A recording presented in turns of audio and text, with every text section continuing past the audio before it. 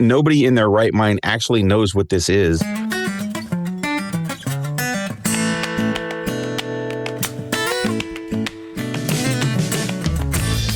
Welcome to another episode of Chewing the Fat. I'm your host, Big Rob. Thank you so much for tuning in, downloading the podcast. I certainly do appreciate that.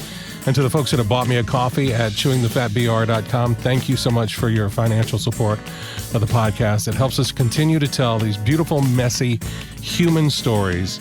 Calling in right now from outside of Dallas, please welcome Mike Pelletier. Mike. Hey, Rob. How you doing? I'm doing good, buddy. I'm doing good. How are you? Pretty good. Pretty good. Can't complain. That's good. That's good. I mean, I could complain, but what good is that? I mean, sometimes it's good to get that stuff off your chest, Sometimes. Mike is a friend of mine from the world of voice acting. We've kind of met in passing at some of the conferences like in VO Atlanta. And then we've also worked on some common projects in the Broniverse, the Leo Broniverse, Shoestring TV. The Shoestring TV umbrella of audio dramas. Yeah, so that's always fun to do. But yeah, so that's how I know Mike, and he's just got such a great story to tell. So I just wanted to make sure that I had him on so that he can help tell his story. You are in outside of Dallas right now. Yeah. Is that home? Like, yes. Born and raised type thing? No, I've been here for about 20 years. I grew up mostly in California. So I got that Californian accent going. Yeah, there. We picked up the family and moved to Texas, 2006. And so we're running up on 20 years here in a couple months. Wow. So what, well, growing up in California, what area were you in the Hollywood area? Is that what got you into yeah. So to do voice acting? Those of you who are our age or my age, I don't know how. I'm pretty sure I'm older than you. I don't think so. You Yeah, 56. Okay, all right, just by like 2 years. So just by a hair, but you're in the same generation as me. Oh yeah. And so you'll appreciate this. I grew up in and around the San Fernando Valley. Mm-hmm. And I married a Valley girl. Nice. So my wife grew up in the 80s. She had the big Aquanet hair. Yeah. We called her the lion in high school because she had a giant mane. And, she wasn't like every day or every weekend at the gallery. And she didn't say, oh my God, for sure. Mm-hmm. But she lived in the Valley. She went to the mall. She had the big hair. She was technically a Valley girl. That's awesome. Yeah. Yeah, my wife, she had, I think all of the girls had that. It was that feathered big wings pressed out to the side of your head just to make, and the big poof on top. Yes, the big poof ball in the middle. Yeah. Just a can and a half of Aquanet every morning. Yeah, all kind of holes in the ozone. Just ruining that ozone. All those 80s girls. That's awesome. So, growing up in California, what were you into? Like, again, were you, you're a voice actor now. Is that what you were like, yep, this is what I'm going to do? Well, yeah, I mean, here's the thing. I was kind of a hybrid, right? I wouldn't technically call myself a jock because I only played one sport because my dad, was not one that would tolerate a bunch of late night practices and games and stuff, but I played football. Yeah. And so I played football all through high school. And when I couldn't do other things, I joined the drama club. And I had done some little things, little school, just tiny little productions in like elementary school and whatnot. And then, I got to, enjoying the camaraderie and everything of the acting kids. And so it was a small school. I went to a small private school. And so everybody did everything. And so there wasn't that stigma of, oh, you're a jock. What are you doing in the play? Or, oh, you're a drama nerd. Why are you playing basketball or whatever? Right. Everybody did everything. And so it was nice in that way because there weren't really I'm not going to say there weren't cliques and things like that, but I mean, there was never really any stigma to the things that you enjoyed and were involved in. And so, yeah, and I remember my senior play, We did a melodrama, which was fantastically fun. I played Prince Canuck of the Eskimo, and I was the big hero in the end. Came in the third act, but it was Canadian Mounties and all the the dastardly villain with the big mustache. Yeah, all football players, all jocks playing all the big roles and stuff. So that's just kind of what we did. But yeah, I fell in love with theater then, and then. Took a couple of acting classes at community college and thought, you know what, I want to try to make it in Hollywood. That's awesome. And so, I know the listeners can't see it behind, but Rob can see it behind me. Is that your first headshot? I found my headshots, in a box in my garage, and I'm like, that's fun. So yeah, that's like 22-year-old me, 23-year-old maybe. Good looking kid. Well, yeah, I don't know what happened, but yeah, I had a lot of hair, and now I don't have a lot of hair. But yeah, so I wasn't successful at all. I never got an audition. I got a manager who tried to farm, but nothing ever really happened. And then I realized, okay, shoot. It's time to start a family. And my wife and I got married young. I mean, I don't know if you can tell, but we were high school sweethearts, and, we broke up for a little bit and then, got back together right after high school. And we were 19 and engaged. I got married. I had just turned 20 years old. My wife was still 19. And so we were young and married and starting to talk about a family. And I'm like, I can't be trying to pursue this kind of thing. And I was directing drama at my local church.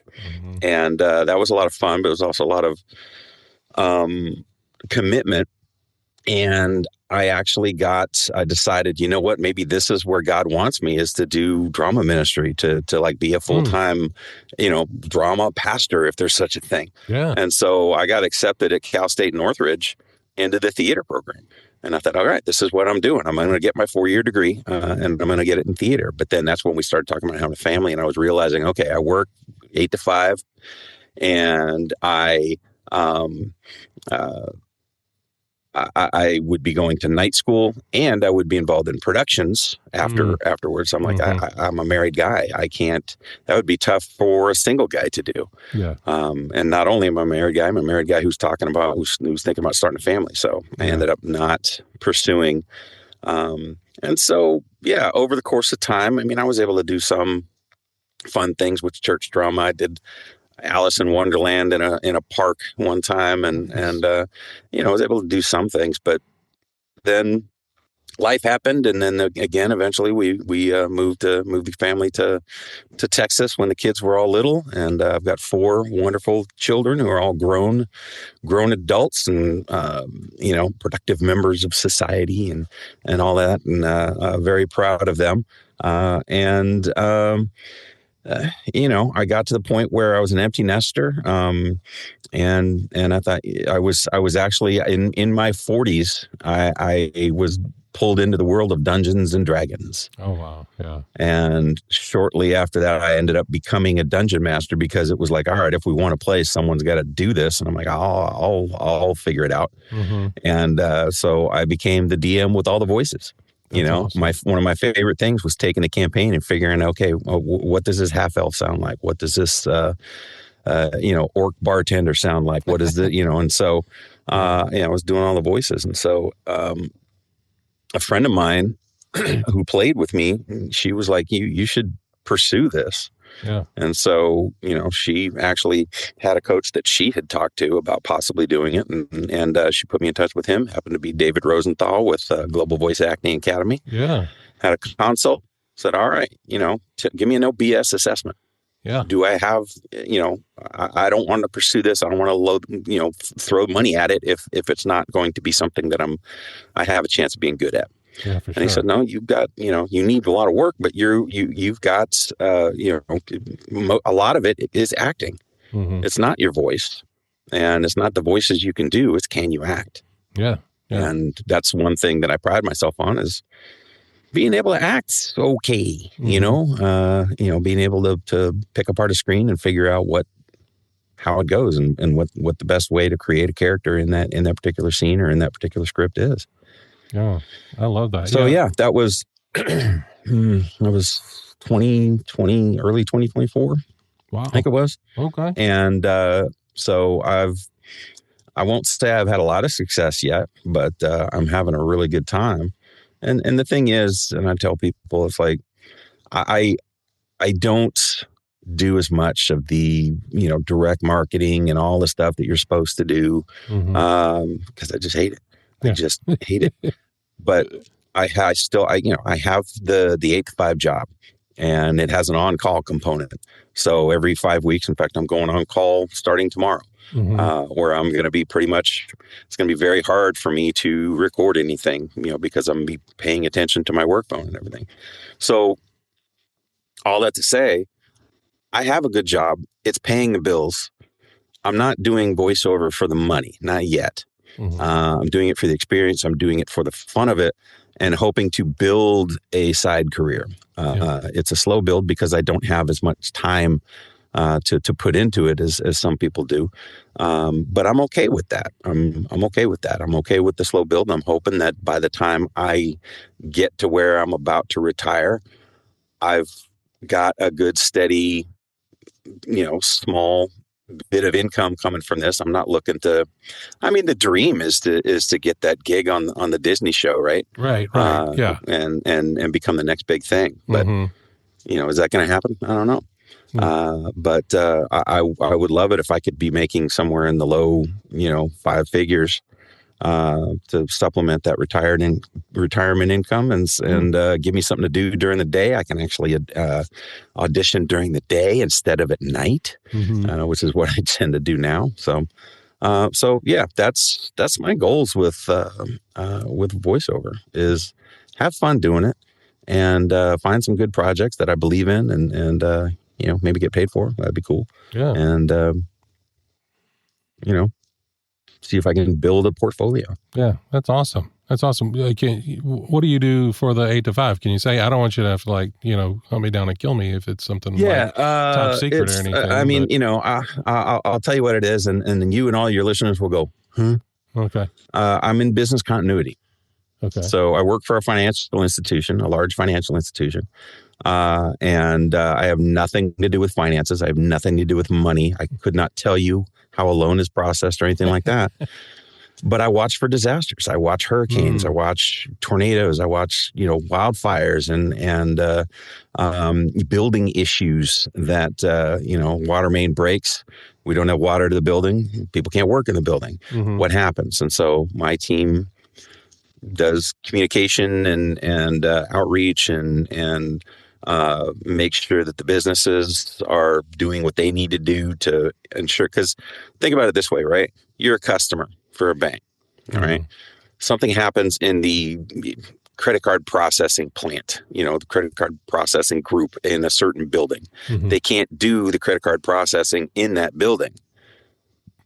Well, you as the customer don't care, right? Right. That stuff still needs to happen. And so there's redundancies across the footprint. And so you might have to shift some of that work from if issues in Texas, you shift it to the place that's also doing it in Florida, and that kind of thing. So that's business continuity in a nutshell. And I'm sure I just bored all of your listeners. No, that's great. That's really interesting. I tell people I'm a glorified weatherman because that's a lot of what I do is just, have a big map up and see what's going on with the weather and where the trouble spots are. Right. Because like you said, if there's a power outage that happens somewhere and it's like, okay, well, we can't have, how many ever users, bank cards declining, but just because there's no power, it's got to go somewhere so they can still buy their groceries in the places that do have power or whatever. Well, and it's funny because, back in the day, 2019 and farther back, a lot of the recovery strategies were lift and shift, defer work, all that kind of stuff, because not a lot of people were equipped to work from home, maybe 40% of the work population. Yeah. Then this little thing happened, little thing that you may have heard of called COVID-19. And that threw basically every corporation in America and beyond into a tizzy trying to figure out how we can enable our workforce to work from home. And so we went from about 45% of our people being able to work from home to about 90% who can now. Wow. And so now something happens. It's like take your computer with you, go home, Yeah. plug in, work. Yeah. So it's actually a lot easier. Yeah. Well, that's awesome. And so where did that desire come from then? So you were in school, you're thinking of getting a drama degree and this, that, and the other. You're getting married and you're like, I mean, that doesn't seem like something that would be the instant shift to be like, okay, I'm starting a family. No. I need to be, business continuity. Perfect. Yeah. Nobody dreams of this job, right? It's something you fall into. Nobody in their right mind actually knows what this is and studies for it. You just fall into it. And so, yeah, it's just, again, I'm not going to bore you with the how, but just through a series of, I had this job, gave me this kind of experience that, parlayed me into this job, which gave me this kind of experience as well. Mm-hmm. And it just all kind of morphed into, I was the right type of candidate to do this particular job. I'm a responder. Mm-hmm. I respond to things and I do well, knowing what to do, who to contact, what outreach I need to do and all the things I need to do and it takes someone who can work well under pressure. Yeah. That's very, to connect those dots, that's very much the role of a director or producer when it comes to production, whether it be a theater production, you're connecting the dots. Huh? You're putting out fires. Yeah. You're the ones like, okay, I got to find the right cast. Okay. I got to find the right set designer. I got to find the right, whatever. I've got to market this, whatever it is. I got to sell tickets, that type of stuff. So, you've got I can connect the dots. I can see the commonalities between those that can be advantageous in both jobs. But I assume that's what that job is what brought you to Texas. It facilitated. I've only been doing business continuity for 15, 16 years. Oh, okay. Before that, really what parlayed me into it was occupational safety and health. Mm-hmm. I was working for a workers' compensation company in California. And one of the jobs I had with them was life safety, was risk management, we called it. And where you would help your clients, your customers not to do things safer so they didn't have as many injuries and therefore their premiums were higher. Mm-hmm. So I took that experience and I was able to get a corporate safety job. That was in Texas. At the time, we were looking to get out of California for various reasons. It was just time. And some friends of ours were moving to Texas. And we thought, you know what? We've never looked into Texas. Let's check it out. And so I literally, I tell people it's totally a God thing. Mm-hmm. I applied for exactly one job in Texas and I got it. Wow. So, it was very evident to us that this is kind of where we were supposed to be, and we never looked back. Are there things that I miss about California? Sure. It was beautiful where we lived. I moved out here and people, oh, you missed the beach. I said, no, I missed the snow. I lived in the mountains in California. And so I miss mountains. That's one thing that Texas does not have. Yeah, it's pretty you flat. Stand and you turn around in a 360-degree circle and all you see is flat. Yeah. So yeah, I missed that, but it was just...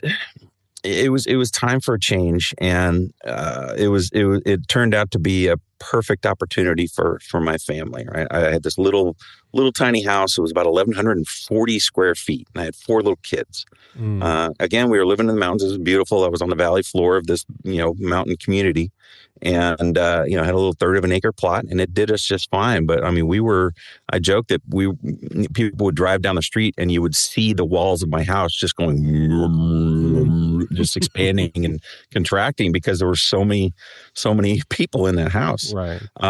So we didn't, at the time, this was 2006. It was like right before the big housing crash, and you could make good money selling your California house and buying a Texas house. Well, we didn't make money. We made room. And so we, basically for the same price that we sold the little house for, we, got a house that was about 2.5 times as big out here. All the kids had their own rooms. They had opportunities in school that they didn't have in California. Oh. I talk about my love for drama. My oldest son, I have 2 girls and 2 boys. The girls are oldest and then the boys. And my third child, my oldest son, was huge into theater. Mm-hmm. He was a jock. He wanted nothing more than to be the star of the football team. Mm-hmm. And then and he was a quarterback, and he was doing all right, but he didn't grow as quickly as the other kids. And so by the time he got to his freshman year in high school, he was third string on the freshman team. And he realized, I don't like the locker room. I don't like the type of people who are playing sports.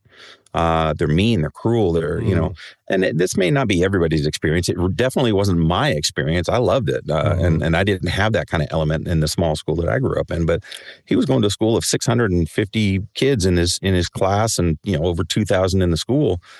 And he just was like, I don't know about this. And then he started doing plays, and he just absolutely fell in love with it. And so it was cool for me, because he went from one love of mine to the other love of mine. And so he became the captain of the drama team. He was in every production, and all the drama girls wanted to date him, and one of them landed him. So, he is married to a girl that was in the drama club there. That's awesome. And, but yeah, so that was fun. I became a drama dad. I went and I helped build all the sets and all the things like that. So I kind of got to be immersed in the world again, and it really kind of re-stoked my fires for performing. Mm-hmm. Mm-hmm. And so and honestly, I've never really truly put that together, but I think that had a big part in me wanting to be creative anymore. Because you get to that point where life happens, and all these creative juices you have just kind of get squashed. Yeah. And I used to draw, and I stopped drawing. I used to, write things. I really stopped doing it, because it's just life happened. I had to work. I had to, I had the kids. I was raising kids, and then I became coach. I became coach dad, and that was my entire life for many years, and I absolutely loved it. But it was every night of the week and every Saturday. Yeah. And so that was my hobby. And then once the kids were older, and I didn't have that element anymore, and I was, helping with the drama and everything, and then getting into Dungeons and Dragons. And then it just was like, okay, creativity is starting to slowly filter back into my life. That's awesome. And so when I finally had the time, I was like, sure, why not pursue voice acting? Mm-hmm. And here I am. That's awesome. In my booth, talking to you.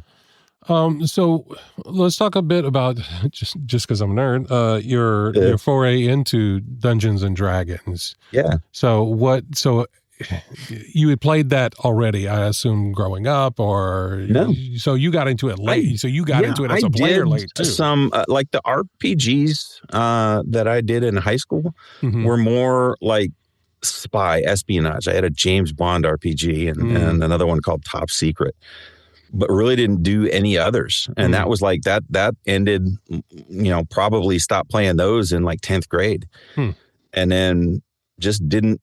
Yeah, and I knew Dungeons and Dragons existed, and how it was in the 80s and the 70s, and that was just really, taboo and everything. But then in the 80s, the cartoon came out, and I watched it all the time. Yeah.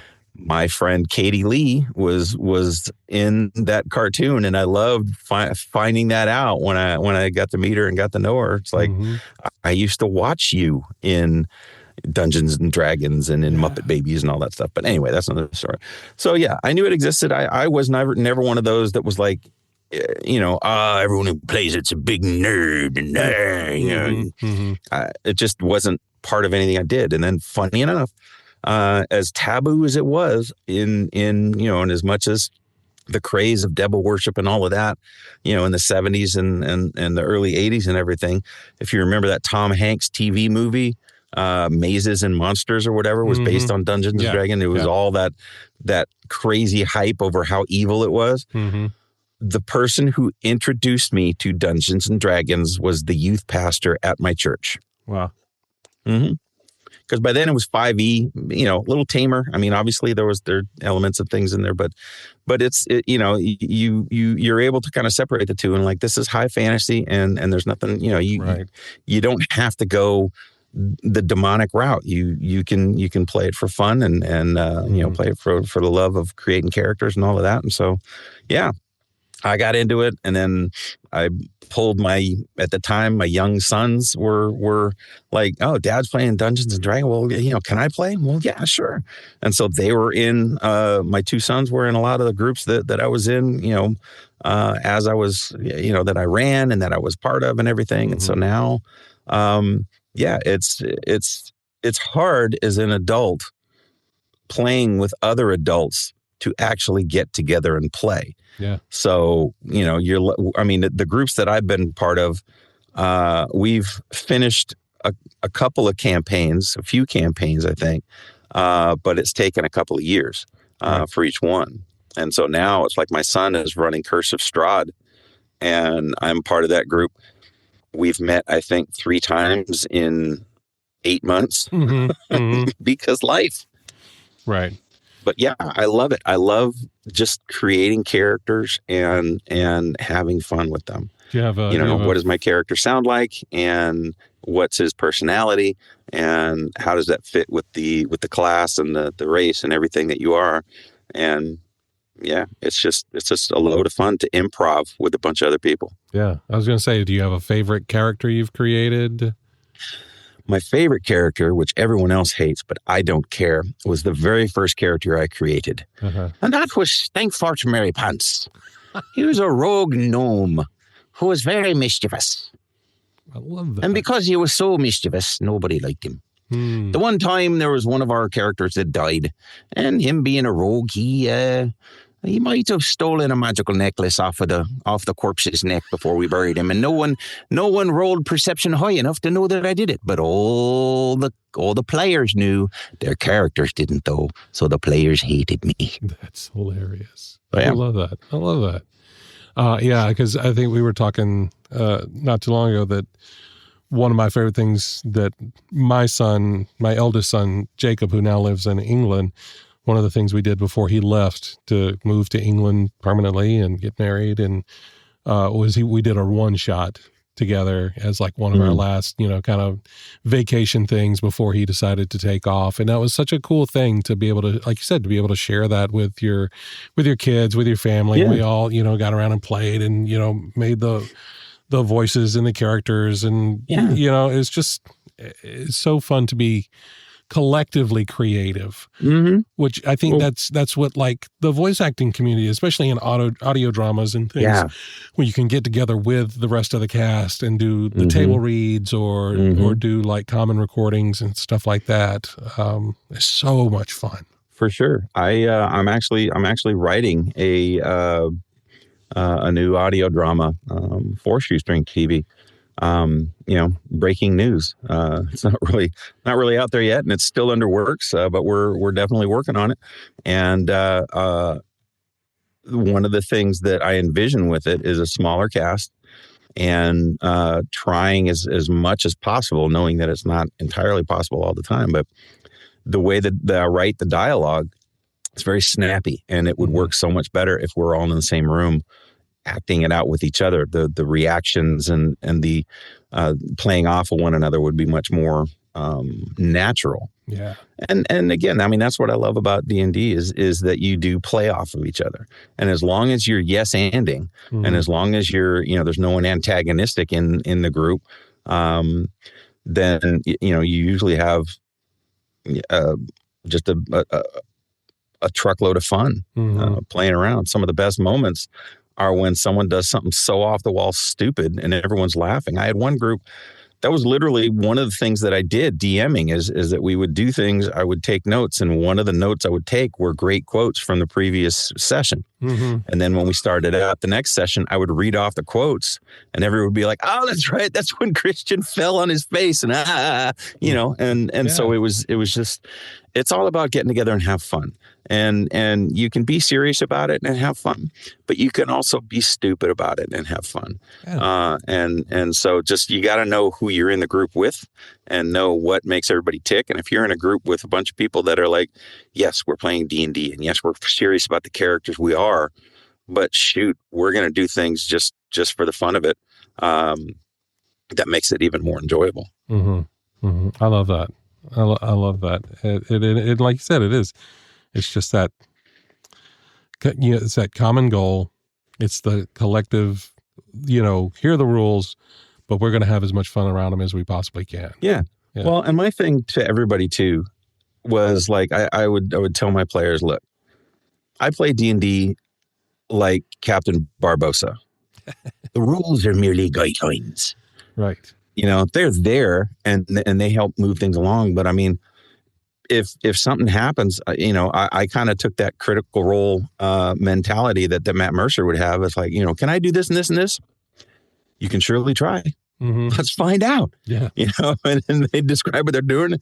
Sometimes in my head, I'll be like, that was freaking awesome. Mm-hmm. I'm going to allow it. I'm going to fake a roll right now to fake like I'm actually doing a check, but they 100% passed that just because it was so entertaining. Yeah. Yeah. Oh, that's awesome. That's awesome. So you're writing an audio drama. Mm-hmm. You're pursuing your voice acting career.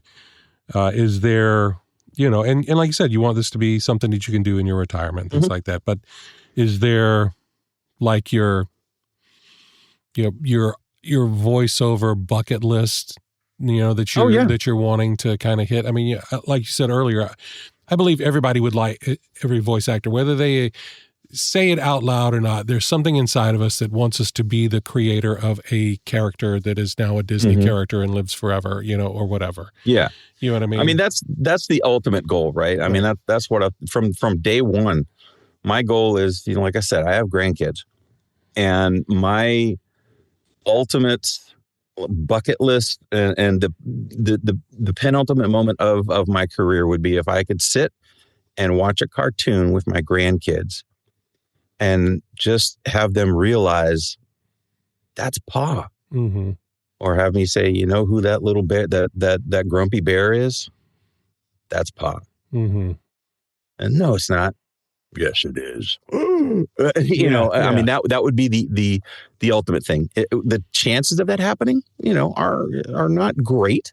Mm-hmm. Not to say it could never happen, but you know how the industry is. Mm-hmm. You're in or you're on the outside looking in, and right now most of us are on the outside looking in. But I mean, I've already gotten to see myself animated. I can't talk about it yet, but nice. that was pretty cool.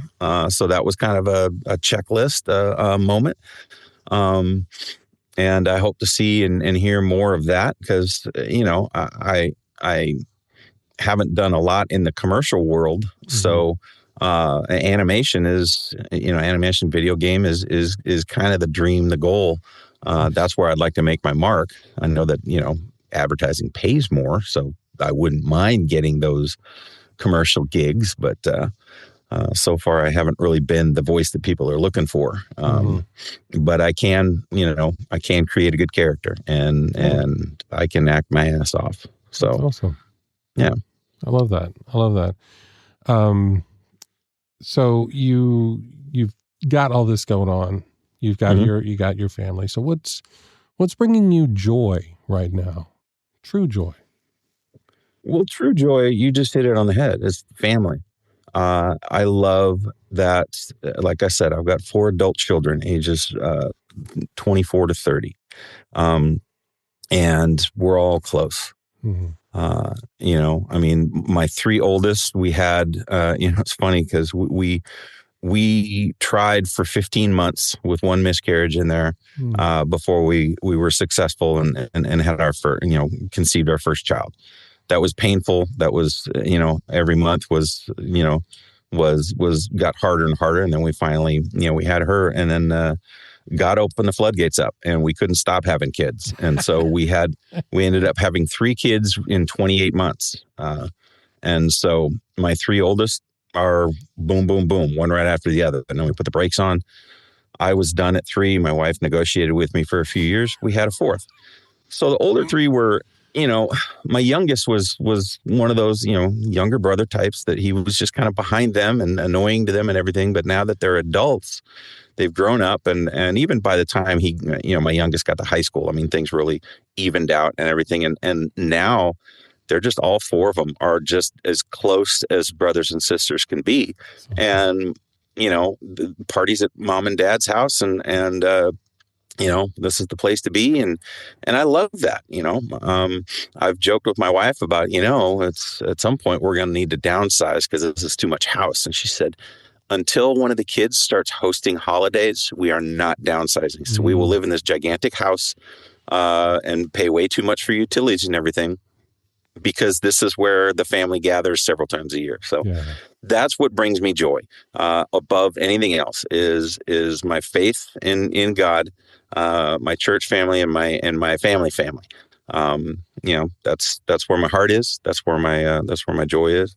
And if all else fails and life, throws you lemons, I can always fall back on, but my family's tight.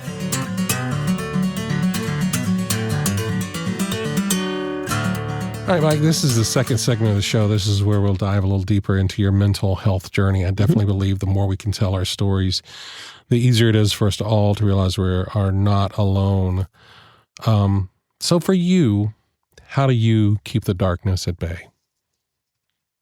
Well, again, I mean, the main thing, as I said, is my faith. I am a Christian. I do, believe wholeheartedly that Christ died for my sins, and that he saved me from those sins, and I'm forever washed. And so as bad as things can get, and we've seen some heartache and some hardship with health and other things, and with some of our kids and other things. I just watched my father die about a month ago, and that was truly the most difficult thing I've ever had to do. But I just keep coming back to, I'm still here on this earth because God's not done with me yet.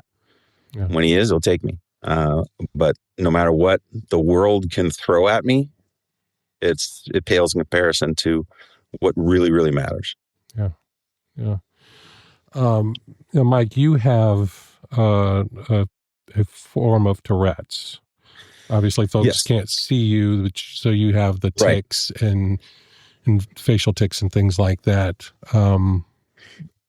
Is that something obviously you've had all your life and have had to deal with? Yeah, it's not something I knew what it was growing up. Mm-hmm. So, and for everybody, there is Tourette syndrome, which is the tics combined with a vocal component. Sometimes, like for me, that vocal component is very light and very subtle. I have kind of a chuff and sometimes a click, but that can usually be masked. And that's why, voiceover is perfect for me, because I don't have things, the tics are one thing, the twitching of the face and the shoulders and everything else I can deal with, and you don't hear that. Right.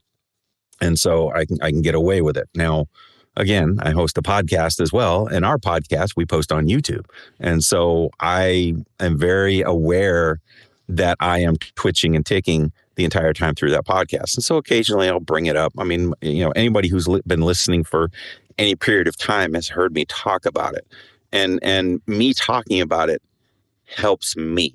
Because I know most people, I mean, my tics are not so bad that people are probably sitting there going, what on earth is wrong with this guy? Mm-hmm. They might notice it, but it's probably not something that they're really focusing on. But it has always made me feel better when I'm in a room with people, or whether I'm one-on-one or where I'm talking to someone on video and everything. If I'm feeling self-conscious about it, I will let the group know. And I will tell them, look, I need you to know I have Tourette syndrome. I'm twitchy. I'm extra torqued up right now or whatever. So I'm letting you know for me, not for you. I know you probably don't care one lick whether I have it or not. But me knowing, takes a weight off of my back. Yeah. Because I am that self-conscious kid. Yeah. I grew up, I told you my dad just died. He was a very hard man. He was very verbally abusive growing up. And so I had a real bad inferiority complex. And honestly, it's been speculated, by me, my wife, my mom. It's possible that his verbal abuse maybe triggered this condition. I don't know, or brought it out. I mean, I don't know, how much of it is, I really don't know how much of it is kind of an inherited thing. It's, it's a neurological condition. But for the longest time, the earliest I can remember it was in high school. My mom tells me stories of she, saw things when I was younger than that even. But I remember being in high school and being self-conscious because I knew that I couldn't stop moving my shoulder. And I even had like girlfriends. I had one girlfriend who was like, we were talking and she looked at me, so, what are you doing with your shoulder? I said, I don't know. I'm just shooting it. It's just, something I do. I didn't know. Yeah. I had another girlfriend that I was talking to her, and I have an eye twitch, and that's constant. People will tell you, I mean, Tourette, it's funny because you'll have a tick and then you'll notice someone else with a tick and then you'll adopt that tick. Wow. The ticks don't, I didn't always do this thing with my mouth that I'm doing right now, which nobody can see, but Rob can. But the eye thing where my eyes dart up, that has been there since I was a teenager. And so I had a girlfriend at one point. I was standing there, I was talking to her, and she just kept looking over her shoulder. I'm like, what? She said, what are you looking at? I'm like, nothing. What are you talking about? I had no idea that I was doing that. But she said, your eyes keep going up. I'm like, oh, well. So all that to say, between my dad being verbally abusive and me having these tics, I was a very self-conscious young man. I covered that. I was typical, and this, we've talked about this. You did kind of the same thing. I covered it up with humor. Yeah. I compensated by being the funny kid, by being, the person that would make people laugh and be enjoyable to be around. I had friends. I never had anyone. I honestly really didn't have a whole lot of people make fun of me for ticking.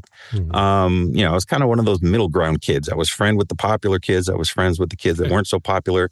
I just kind of rolled with everybody. Yeah. But that was part of being in a small school as well. Yeah. You knew everybody, and there weren't as many cliques because you didn't have that many. You didn't have enough people to hang around with them. Right. So yeah. I mean, coming out of that into adulthood, and knowing that it's there, and really wasn't that horrible. And I didn't know, again, that I had Tourette's yet, but I was actively suppressing most of my day. Like there's a tension that builds up in your body. And like I have a lot of tension in my torso where the movements there are very subtle, but I'm still constantly like clenching my abdomen and twisting my hip a little bit.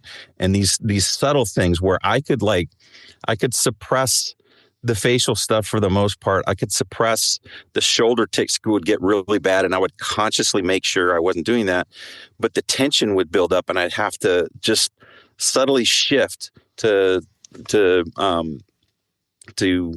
compensate for that. And so it wasn't really horrible. And then one time I did this class for my employer where, we went and we had like a week-long thing where we were learning safety, occupational safety and health stuff. And we had to come up with this project and then present it in front of the group.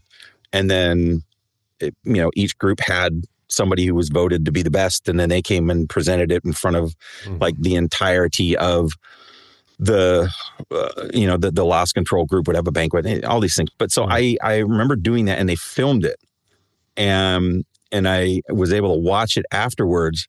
And the entire time I was up there, I had no idea, but my shoulder was going, my arm was going. And at that point, I was probably early 30s. I went, my gosh, what is wrong with me? And I really, for the first time in years, started to get self-conscious about it again. And didn't know what the deal was. But I knew that it was there, and I knew that I was weird. And then one day in my early 40s, I was watching a little show called American Idol, of all things. And one of the contestants on that show, they interviewed them in between their songs and everything, talked about having Tourette syndrome. And that meme from Once Upon a Time in Hollywood, where Leonardo DiCaprio is sitting there and pointing at pointing at himself. Yeah. I was doing that. I mean, long before that meme existed, I was sitting there watching that going, That's me. Oh, I was like, I have Tourette syndrome. I Googled, I started self-diagnosing, looking up everything and anything I could on Tourette syndrome, realizing it. WebMD came back with cancer, Yeah, right. Yeah. It's always cancer on WebMD. Yes. No, but I mean, it was, I went to my doctor and I'm like, look, this, and I'm like, is there anything that can be done? And we tried a couple medications that didn't really work. And I finally was like, whatever. But what that did was it put a name to what I was self-conscious about. Wow. And it was amazing the weight, the burden that took off of me, because I now had a name for what I had. Mm-hmm. And I knew that it wasn't just that I was weird and twitchy, that I have a condition that causes me to do this, and it's okay.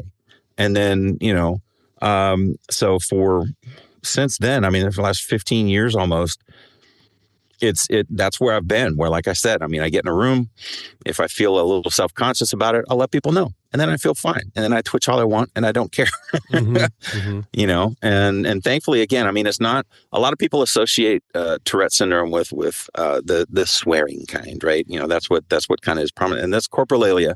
Mm-hmm. That is a secondary condition that only about anywhere between 7 and 10 people who have Tourette syndrome actually also suffer from it. There's a famous TikToker that got a show on TLC named Balin Dupree. Mm-hmm. She's got a show called Balin Out Loud. She's got coprolalia, where she swears all the time. There's the movie, and again, if you don't know anything about Tourette syndrome and you want to, please find the movie I Swear. There was a big controversy about it at the BAFTAs because the guy who it's about was there in attendance, and he had intrusive thoughts that made him shout out racial slurs to Delroy Lindo and Michael B. Jordan. They were on stage presenting. So that was a big thing. It was like, there was a lot of misunderstanding about what that meant. And people were saying, well, they wouldn't have said that if it's not in his heart. And it's like, no, you don't understand. And again, I don't have coprolalia, but I have met a couple of people that do, and I know how it works. And it is the worst possible thought that comes into your head, and you have to say it. You just have to. It comes out. That's why there's footage of like Balin. Like I said, this person Balin, she was in one of the episodes. She was in an airport and she just started yelling, "I have a gun! I have a gun!" And her mom was like, she's like, and she started crying because she couldn't stop saying, "I have a gun." Yeah. And that's what happened with this guy. I mean, was it in his heart? Is he a racist? No. Has he ever heard the word before? 100%. That's society. Yeah. And so that's what got into his head, because in your head, you're trying not to think of the worst thing. And then you do think of the worst thing, and then it's got to come out of your mouth. That's the way the disease works, or the condition works. Thankfully, I don't have that. But again, I mean, I do sympathize with those that do. So all that to say, yeah, there's a wonderful movie out. I think you can find it on Amazon called I Swear. And I cried when I saw it because it just, it just hit home, as a person who suffers from Tourette. So, yeah. And like you said, I mean, being able to put a name on what's going on, not the what's wrong with me. We as humans often put that what's wrong with me. I mean, even in your job, or, we've both decided to, do careers that are literally judgment careers as far as the voice acting thing. It's like, oh, I'm going to do this thing and you tell me how bad it is, or tell me how good it is every time. Don't hire me. Or don't hire me. Right. But being able to put a name on what's wrong, like you said, that's got to be very weight off your shoulders. Same thing with... It's freeing, yeah. And it's different than, like you said, I mean, if you've got cancer or you've got some life debilitating situation, putting a name on it may or may not be that comforting. But if you're like me and you have something, this does not like affect my health. Mm-hmm. But knowing what it is helps me cope with it. Yeah. Helps me be okay with who I am, It affects your because I mental know health. I've got a condition that I can't control. Yeah, it affects your mental well-being, being Yes. able to put the name on it, Yeah. Well, and that's why, for those of you who don't know, we had Rob on. I host a podcast with Mitch Lashinsky. Mitch Lashinsky is a former guest of Chew the Fat. And we had Rob on our show. And we had a great conversation with Rob. And you were talking about this podcast. And so I thought, you know what? I've got a story to tell. And it fits because, again, the message is we all deal with things, whether it's something you can put a name to or not. But, having understanding and knowing that there are some things that you can't control about yourself. There's some things that you can through, if you have an anger issue, yeah, you go to therapy, you figure that out, you go to anger management. If you have, a substance abuse issue, yeah, you go get treatment for that. But there's some things that we deal with that are physical, neurological, autism, things like that. How many people are we finding out are now like quote unquote on the spectrum? Mm-hmm. It's a vast number, it's a vast percentage of people. And so you may have those people who are high functioning autistic that never even realized that they were or function in society without most people really even knowing, but they know I am neurodivergent. Mm-hmm. And so there's things that are different about me, but knowing that and knowing how to cope with that, and knowing that is okay. That's one of the beautiful things about kind of the way the world is going now is that it's more and more okay for these things to be, for people to have these things and be productive people in society and not be looked down upon than really ever before in history, Not having to hide in the shadows about it, Yeah. Yeah. I love that. And with that, in talking about keeping the darkness at bay, having, like you said, having your faith, having your family that was there with you prior to you getting a name to what's going on. I can imagine the relief that they had too when again, because it's something that they were part of as well. Is, the kids when they're growing up, they'll ask questions. Dad, why'd you do that with your, and it's fine. And I don't think they really, thought a whole lot about it. But my wife, she was more glad for me because she loved me regardless. And she still does. And that's the thing is that she didn't care. She didn't care that I twitched. She didn't care that sometimes I bumped my elbow into her, and stuff. It was just kind of part of life. And so seeing the change that it made in me is what mattered most to her. And again, it just, it really showed even more how wonderful this woman is to put up with me for almost 36 years now. 36 years next week. Well, happy anniversary, baby. Yeah. Yep.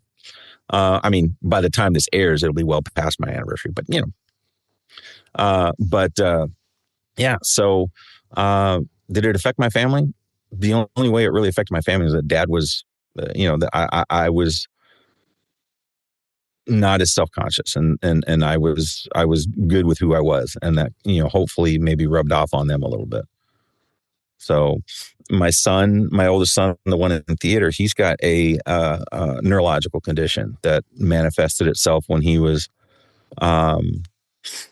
a late teenager, probably 19, I think it was. And he's got something called functional movement disorder, where he just literally, his brain had a disconnect. And you want to talk about something hard, have your son all of the sudden not be able to focus, like literally head on a bobble, can't look at things, can't, severe stutter, weakness on the right side, almost like he had a stroke, tics and twitches and all these things that I dealt, even more so than I dealt with. And we had no idea what it was. Did he have an aneurysm? Did he have a stroke? Did he have what, and we couldn't get answers. And then finally come to find out this is an actual thing. It's called functional movement disorder. And the good news about it is you can have a full recovery from it. And he did, and he does. I mean, he's living now. He's got a beautiful 2-year-old son. He's dealt with it 3 times. It's happened 3 times in his life where he's had this, where his things just disconnect in his brain. He had to relearn how to do things through occupational health, through physical therapy, occupational therapy, and speech therapy. And it takes anywhere from 3 to 6 months. And then you can't tell that anything has ever been wrong with him. But this just looms large. And at the time, I mean, you want to talk, that was the most difficult thing I've ever been through, because I just did not know what was wrong with my son. Nothing I could do about it. And there was no test that they could run to tell me what the deal was. And so, the speculation from his neurologist is the thing that kills me is she's like, I can't say for sure, but maybe the neurological thing could possibly be hereditary. I hate the thought that maybe my condition passed something else down to him, but all the research everything I've looked into, it really I don't think it did. It's just, we've got 2 neurodivergent people in my family that deal with things. Thankfully for him, for me, it's an everyday thing. But it's a lot more manageable. For him, it's not an everyday thing. But for 3 months out of his life at a time, 3 to 6 months out of his life, it's one of the worst things you can think of. So, But again, through the grace of God, I mean, we get through it. I had my wife. Golly, you want me to tell you something that will probably make me cry, talking about it, and made me cry at the time. Yeah. So I'm already tearing up thinking about it. So this is my son, right? And again, I love all of my kids, and I'm not going to say I don't have a favorite, but Matt said something to me when the first time he was going through this, and he was starting to recover and everything, and so he was a little more functional, and I remarked to him, like, dude, you have such a good attitude about this. He was like, go get him. He was making jokes and all these things, and just not getting depressed about it, because you would think it would depress. And he looked at me and he said, Dad, I got to go through it one way or the other. Why not have a good attitude about it? And I was like, golly, this kid's 19 and he's this mature. And was it frustrating for him the second time around? Yeah, it was a lot more frustrating for him, but he still has had a major, just such a great attitude through all of that. And that's the thing. It's like all my kids are like that. Just the things that they've been through and the things that they go through, and different than other families, but all families go through stuff, right? But they just come through it, just through their faith in God and through just the closeness of the family. We're all there to support each other, and they just they teach me when I see them go through something and come through on the other side, a better person. So.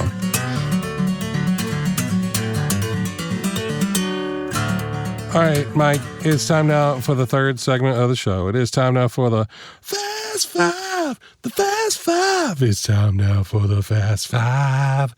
Fast Five. It's such a beautiful theme song. Thank you. I might put that on a singing demo at some point or something like that. The Fast Five is powered by Poddex. It's an app created by my friend Travis Brown. If you go to chewingthefatbr.com/Poddex, it'll take you to your link that you can go to your favorite app store and download the app. It's made for podcasters, but they're great icebreaker questions. No wrong answers in this, just kind of the first thing that comes to the top of your head. No pressure, nothing. No pressure at all. All right, you ready? One word answers or just no? They're whatever questions. Comes out of my throat. Yeah, they're okay. Questions. I don't expect you to just like make noises, but that could be the first thing that comes to my head, though. It might be. Here we go. Question number 1. Sweet or salty? Both at the same time. Kind of like a caramel. Come on now. Like a kettle corn kind of guy. Mm-hmm. I like that. I like that a lot. All right. Question number 2. Well, this is a classic. Toilet paper, over or under? Is there any answer but over? There we go. I mean, obviously, some people think it's under, but And they should be quarantined and put in a camp. Question number 3. What's the disadvantage of playing things safe? Well, the disadvantage of playing things safe is that you don't get to experience half of what you do when you take a risk. Taking a risk, it's more of a thrill, right? And sometimes it works out, sometimes it doesn't. But when it does work out, man, that's fun. Yeah. I love that. Question number 4. Which do you think is prettier, a sunrise or a sunset? I'm going to say a sunset because there's no way you're getting me up in time to watch a sunrise. That's kind of what I say. I always say that, like, sunrises are probably prettier because I see fewer of them and have seen fewer of them in my life. That's one way of looking at it. But I do love a sunset. So I see more Yeah, of well, them, the colors of a sunset are amazing because usually you've got that dusk and kind of cloud cover and everything. It gets pink and purple and all that. Sunrise, it's like, you tell me, hey, you want to get up early tomorrow and see the sunrise? Nope. Take a picture. But you got some of those colors, but then they just fade away into, blinding light, and it, beautiful blue at some point eventually, but usually not right after the sun is up. It is just blinding. But yeah, I love that. All right, question number 5. Here we go. Who is your biggest mentor or teacher this year? My biggest mentor or teacher this year. That's a 2-parter. Okay. I'm going to go with Malik Berger because I took her full class and just really, really through that grew as an actor. And I'm also going to throw in my pal, Tim Powers. Tim is, if you don't know Tim Powers, if you're listening to this and you're a voice actor and you're going to any of the conventions, make sure you seek out the man, Tim Powers, because there is no one in this world who's been more of a champion for me than this guy. He just believes in me and he's constantly building me up, and he's also the type of guy that's like, I'll coach me, coach you, but at the same time also it's like if I'm not coaching with him, he still cares about me. He's still going to be reaching out. He just reached out last week. He texted me, said, hey dude, I'm listening to your podcast and it's awesome. In fact, I think it was the podcast with you that he was listening to. What? Yeah, that's pretty cool. Tim's a cool guy. So yeah, Tim's a really cool guy. I love that. That's 2 great mentors and for you for this year. Well, that's the Fast 5 and that's the show. Mike, thank you so much for being here, my friend. Yeah, thanks for having me on. This was a blast. No, this was awesome. If folks want to keep up with you, what's the easiest way they can do that? You can always email me at mike@mikepelletiervo.com. My Facebook page, just search for Mike Pelletier. But you can also listen to Mitch and Mike's VO Journey just about every week on all your favorite streamers and also on YouTube. So just search out Mitch and Mike VO Journey and you should find us. Awesome. I'll make sure to put the links to those in the show notes as well. But again, Mike, thank you so much for being here. I really do appreciate it. I do. I love you. I love everything that you're doing, and I wish you nothing but success. At the 8 to 5 and at the midnight auditions as well, man. Really, I wish you nothing but success. Well, right back at you. Hopefully, you and I can be in that Disney show together someday. That would be amazing. It'll happen. It'll happen. It'll happen. We will manifest it so. Absolutely. Absolutely. And if you would like to support this podcast, I'd appreciate it if you bought me a coffee at chewingthefatbr.com. But until next time, I look forward to the chance we have to sit a spell and chew the fat.